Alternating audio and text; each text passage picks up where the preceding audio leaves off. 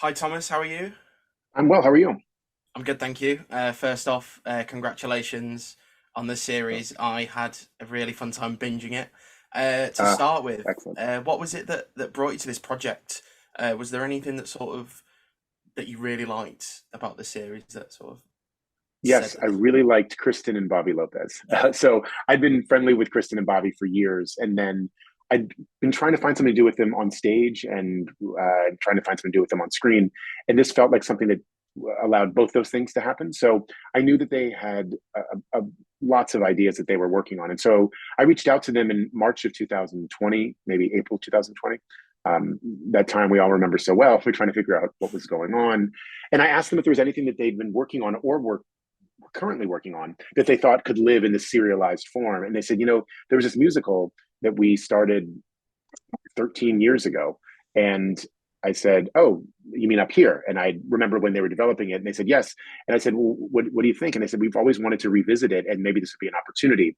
We all decided to go forth, and then brought in our pal Stephen Levinson, who I'd worked with on Fosse Verdon, and they had admired and been friendly with, over the years. And so we asked Stephen to join us, and then eventually our friend Danielle Sanchez Witzel to come and join the band. So, I mean, for me, it often starts with who, and then it goes into the what. And I just really was interested in the notion of trying to make an original musical on television. And I thought, who better to do that with than Bobby and Kristen and Stephen and Danielle? Definitely. As for the music in this show, are there any songs that tickled your fancy? Is there a favorite one in particular? Oh wow! I mean, I have to say, what I mean, I think there's maybe 20 songs in the show and 8 episodes, right? So that's a lot of music, and there are a couple that certainly stick because boy, can they write a hook. I like obviously, I think some of the sort of the bigger thematic ones. Who am I really like, which is the second episode. I really love Tiger Shark. Falling in Love is one that I really like. Chapter two. So I like some of the ballads. I mean, I think what's so wonderful about the way that they write is that the character always leads. So it has to be about story. It has to be about character, and they all feel like complete expressions of thought that are musicalized. And they work so closely with Stephen and Danielle. It just always feels of a piece. So that's something that I really appreciate about it. But I mean, I got to admit, they write some bops. Oh, definitely. What was it like directing Mae Whitman and Carlos Valdez? I think their on-screen chemistry is one of the highlights of the show. I just think they're two great screen partners. Yeah, So yeah. I feel the same way. And it was a joy. They're both incredibly adept and so skillful. So you know that you have all of the craft part there, and then they're also deeply emotional. They're not afraid to be vulnerable. They know how to express the thing that they're looking for with real clarity. So that's always helpful as I'm trying to help guide them.